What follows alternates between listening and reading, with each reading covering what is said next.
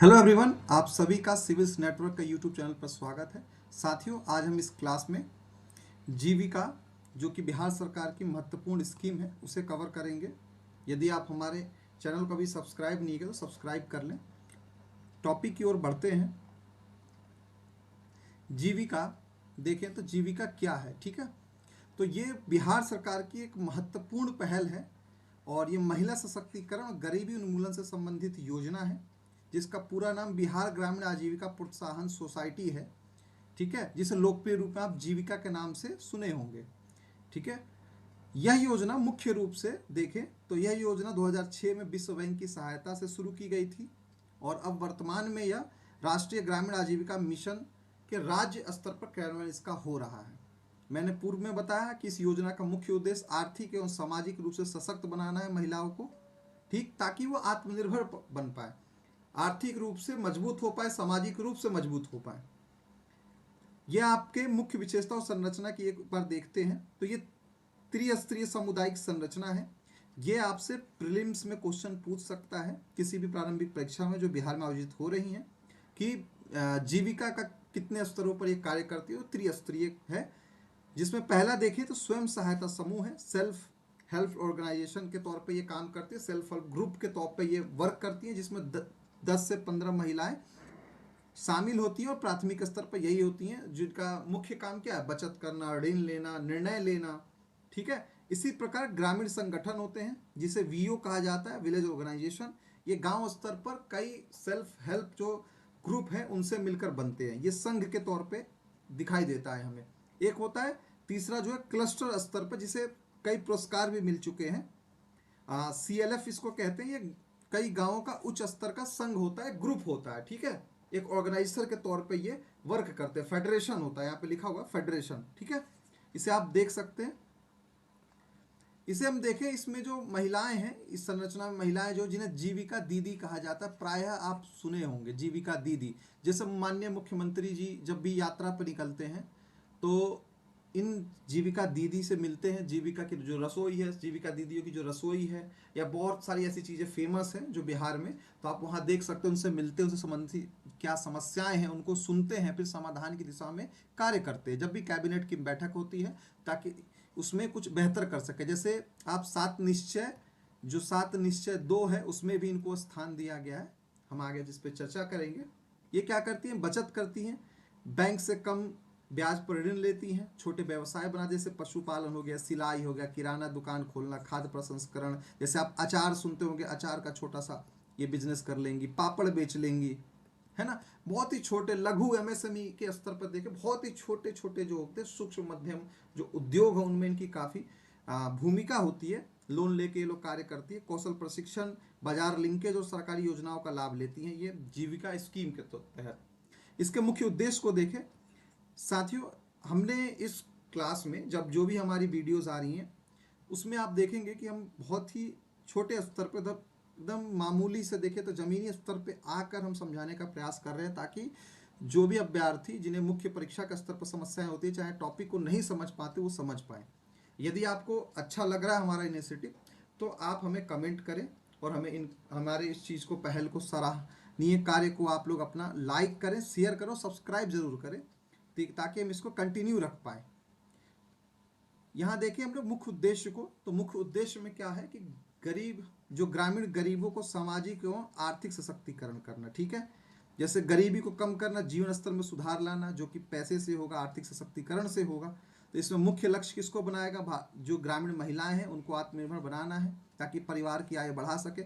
आपको पता है कि जो घरेलू महिलाएं होती है कामकाजी, उनका जो योगदान घर को संवारने में, घर को स्वर्ग बनाने में, घर को आगे बढ़ाने में, तरक्की के रास्ते पर ले जाने में जिनकी भूमिका है, उसे भारत के GDP में उसका कोई कंट्रीब्यूशन नहीं माना जाता, जीरो होता है।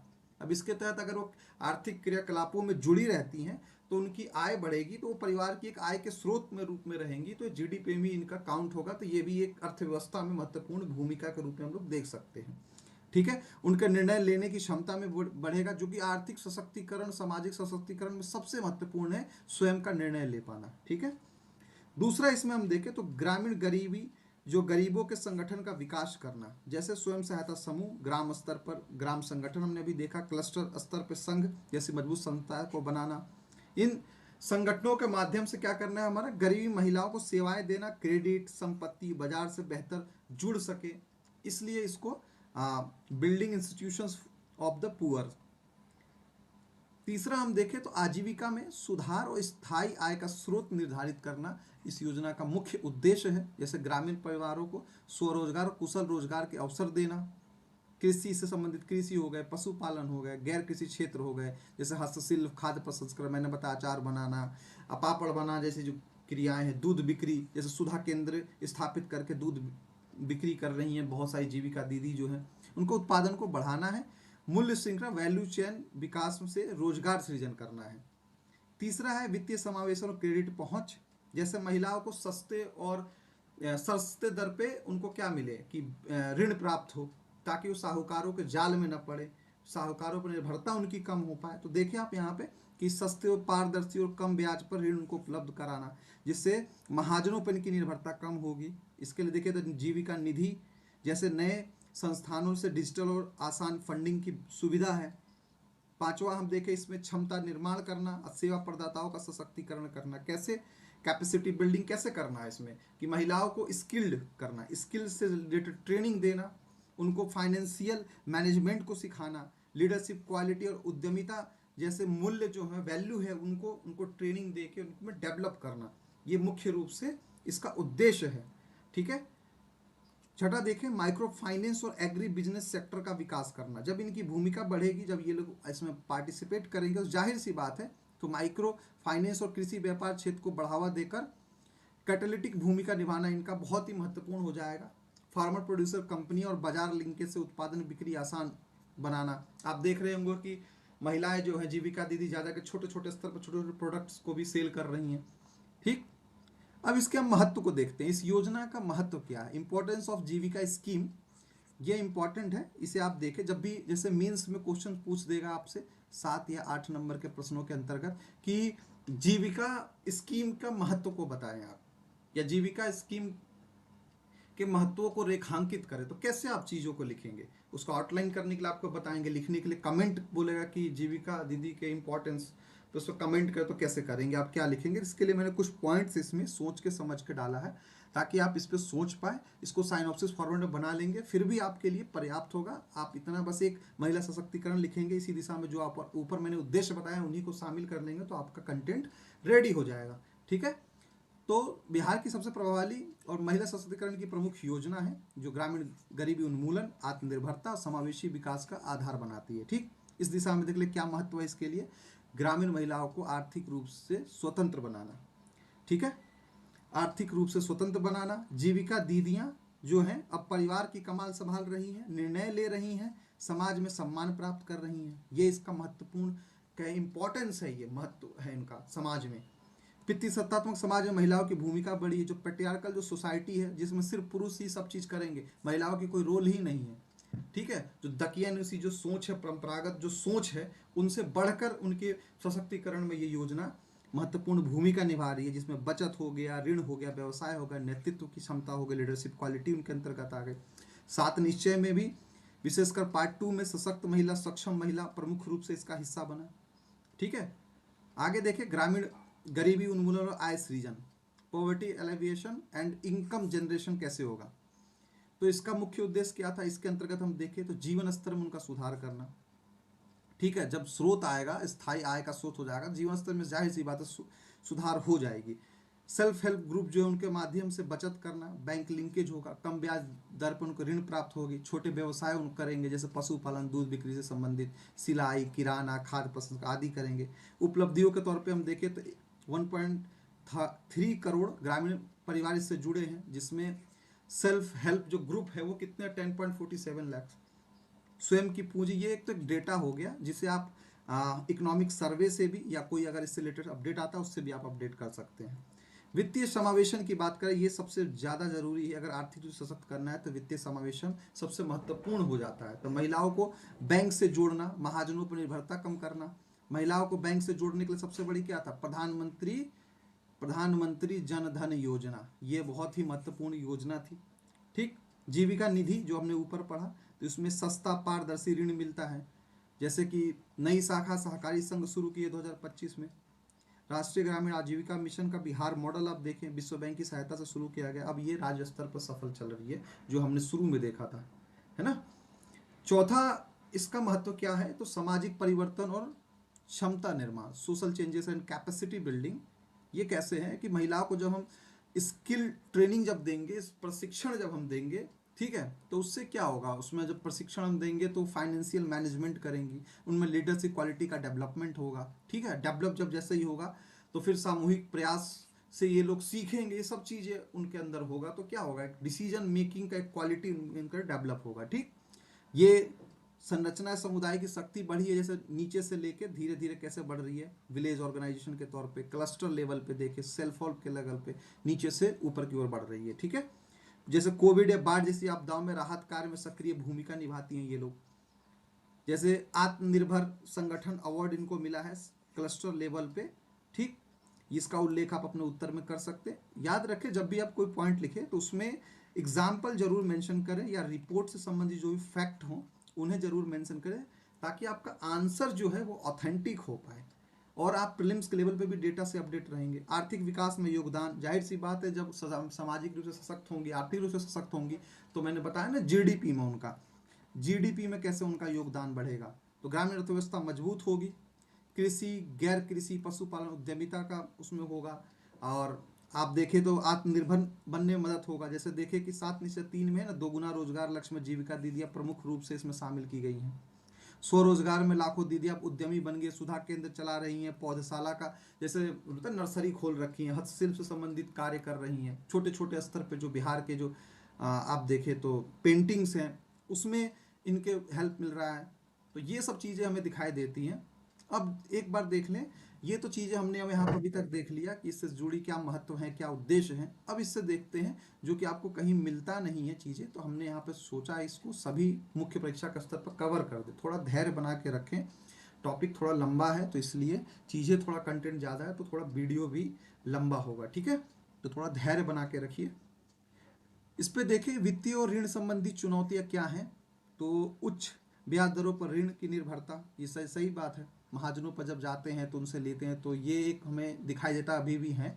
ऋण वसूली और डिफॉल्टर, जैसे कुछ सेल्फ हेल्प जो ग्रुप से जुड़े जो लोग हैं, उन्हें आप देखें तो ऋण चुकाने में दिक्कत आती है, जिससे वो क्या, उनका क्रेडिट स्कोर उनका प्रभावित हो जाता है, फिर आगे चलकर उनको लोन नहीं मिल पाता है।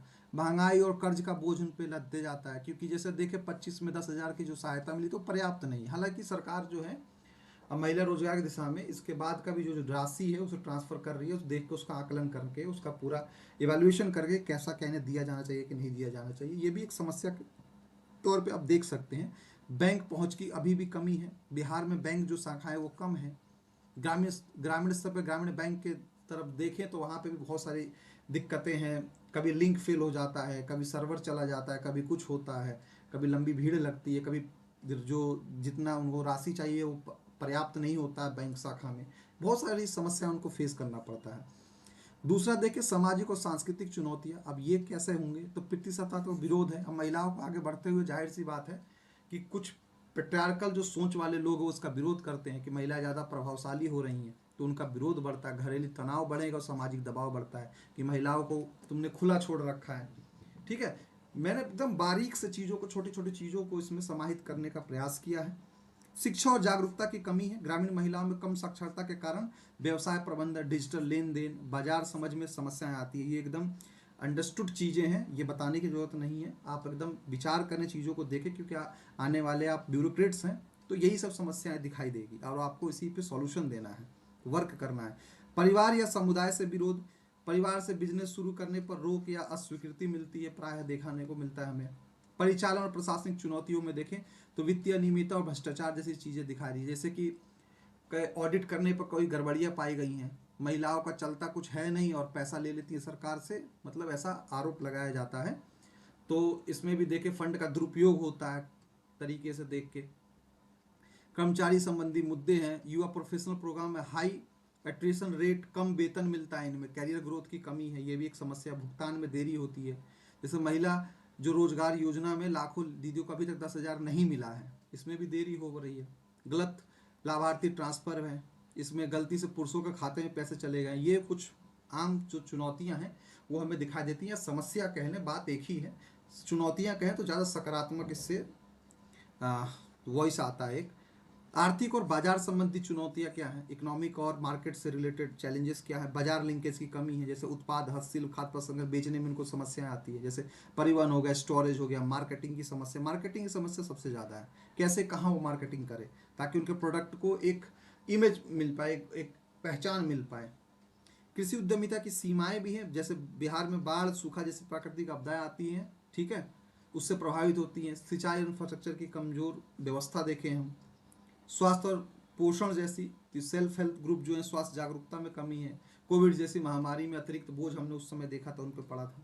अन्य चुनौतियों में छोटे मोटे हैं कि स्केल अप की कमियां हैं, कर्मचारियों के नियमितीकरण है, प्राकृतिक आपदाएं जो हमने ऊपर चर्चा किया ये है, ठीक है। इसको आप इस रूप में इस चीज़ को देखें, पढ़ें। इसके बाद हम इसमें सुधार क्या कर सकते हैं, चुनौतियों पर जब हम चर्चा करेंगे तो सुधार की भी दिशा में बात जरूर करना चाहिए, ठीक है। इन चुनौतियों के बावजूद लाखों जो महिलाएं हैं वो सशक्त बनी हैं। बैंक क्रेडिट में 55,000 से प्लस करोड़ों का लेवरेज है, बचत बढ़ी है उनकी, ठीक है। उसके बाद सामाजिक बदलाव आया है, ये सब कुछ हमें देखते हैं। तो समस्याओं के समाधान के रूप में हम देखें तो वित्तीय ऋण संबंधी समस्याएं, जीविका निधि इसका एक विकल्प के रूप में देख रहे हैं हम। महिलाओं को सस्ता, सुलभ और पारदर्शी लोन उपलब्ध कराते हैं, ठीक है। बैंक लीकेज बढ़ाया गया है, जैसे सेल्फ हेल्प ग्रुप को कम ब्याज पर करोड़ों रुपए का क्रेडिट मिल रहा है। मुख्यमंत्री महिला रोजगार योजना जिसके तहत 10,000 मिली और शेष राशि जो है 2 लाख तक वो मिलेगा अभी। सामाजिक सांस्कृतिक विरोध देखें, जागरूकता और ट्रेनिंग के माध्यम से इसमें कर सकते हैं, जैसे नियमित बैठक करना, लीडरशिप ट्रेनिंग, परिवार समुदाय स्तर पर संवाद को, विरोध को कम किया जा सकता है अगर बातचीत से ही कोई भी समस्या का समाधान मिलता है। सफलता की कहानियां, जैसे सरकार कहे एडवर्टाइज करे इसको, सोशल मीडिया से लेकर इंस्टाग्राम, फेसबुक, टीवी पर करे, तो इससे परिवार भी प्रेरित होगा कि हमारे घर की महिलाओं का भी इस इतना कद ऊंचा हो। तो ये भी एक हम इसको देख सकते हैं, ठीक है। परिचालन संबंधी गड़बड़ियां हैं, ऑडिट सख्त, जैसे 25 में गड़बड़ी पाए जाने पर कर्मचारियों को बर्खास्त या जुर्माना किया गया। हम देख सकते हैं कर्मचारी वेतन बढ़ोतरी हम कर सकते हैं, 10 से 30% तक बढ़ोतरी हमें करना चाहिए। इसके लिए आप देखेंगे कॉन्ट्रैक्ट बेस पे भी अभी जीविका से संबंधित कार्यों को करने के लिए आई थी सरकार, उस पर भर्ती कर रही थी। डिजिटल ट्रांसफर देखें, बाजार उद्यमिता की कमी को भी हम सुधार सकते हैं, जैसे उत्पाद बाजार लिंकेज, सरस मेला देख सकते हैं, हाट बाजार, सुधा केंद्र, दूध प्रसंस्करण आदि इसके यूनिट का ये एक उदाहरण के तौर पर प्रस्तुत कर सकते हैं। नई पहल में हर वार्ड में जीविका समिति का गठन 2026 में देखे पटना शहर में की गई है। प्रशिक्षण जैसे सिलाई, हस्तशिल्प, छोटे व्यापार। जीविका 3 में नया चरण जो है 3,000 करोड़ रुपए का, लेकिन जिसमें 70% विश्व बैंक का, 30% राज्य सरकार की इसमें भूमिका है। कारोबारी बनाने पर उस पर फोकस किया गया है। प्राकृतिक आपदाओं में भी देखे हम तो दीदियों को शामिल कर अतिरिक्त आय प्लस समुदाय सुरक्षा। अब देख जीविका दीदी का हम अच्छे से उसका वो कर सकते हैं, इसको आगे बढ़ा सकते हैं। शिकायत निवारण तंत्र हम इसके माध्यम से इसमें सुधार कर सकते हैं कि शिकायत निवारण तंत्र के माध्यम से कि उनकी कोई समस्याएं हैं उनको कैसे हम सॉल्व करें, चाहे वो ग्रामीण स्तर पे हो चाहे वो क्लस्टर के स्तर पे हो।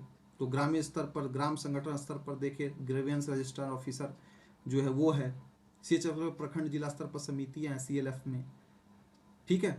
तो ये कुछ आप 1-2 पॉइंट लिखेंगे इसमें पर्याप्त हो जाएगा। वर्तमान स्थिति के रूप में देखें तो लगभग 1.30 करोड़ से अधिक परिवार इससे जुड़े हुए हैं। 38 जिलों में 534 प्रखंडों में मुख्य रूप से कार्य हैं और कई दीदियां तो उद्यमी बन चुके हैं, जैसे दूध की बिक्री सुधा केंद्र पर, नर्सरी लगाती हैं, बकरी पालन करना, दुकान चलाना, किराना दुकान। महिला रोजगार, जो महिला रोजगार योजना है मुख्यमंत्री से जुड़ा हुआ, उसमें 10,000 रुपये की सहायता मिल रही है उन्हें। जीविका समिति का गठन हो रहा है हर वार्ड में। सभी पंचायतों में सुधा बिक्री केंद्र जीविका दीदी को रोजगार देने के लिए उसको स्थापित करके। तो ये सब कुछ चीज़ें हमें दिखाई देती हैं और इसी के इर्द गिर्द आपके प्रश्न जो है मुख्य परीक्षा से संबंधित बन सकते हैं। हमारा प्रयास कैसा लगा आप ज़रूर हमें कमेंट में बताएं। मिलते हैं अगले वीडियो में अगले टॉपिक के नेक्स्ट अलग टॉपिक के साथ। तब तक के लिए धन्यवाद।